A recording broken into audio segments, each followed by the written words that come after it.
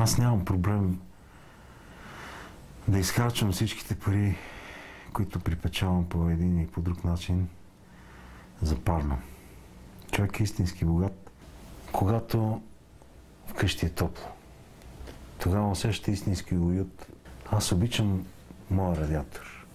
Направих всичките си стени в радиатори. Таваните са ми в радиатори. В тоалетната съм си сложил радиатор. Син, червен, на клекалното, за да може да ми е топличко. Зиме. Пода ми е в радиатори. Изобщо аз живея сред радиатори. Имах идея и прозорците да ги направя радиатори. Син, червен. Но щеше да е прекалено тъмно, защото от друга страна светлината също е много важна. Сега ще ви издам и една друга тайна, само да запуша ушичките на радиатора. Аз обичам и електричеството. Вкъщи всички лампи светят. Имам 5 бойлера, няколко телевизора, които работят, радиоточки. Пуснал съм си принтер 2500 вата, въпреки че нямам компютър.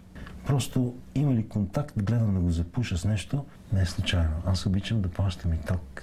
Вечер, преди лягане, задължително си връзвам 2 оголени жици тук на китките и се засилвам и се включвам в електрическата мрежа и започвам да танцувам. И този танц ме изморява и си лягам и спа 20 часа. Тъй като съм разочарован от топлофикация, съм решил да подпомогна миличките ми радиатори с електричество.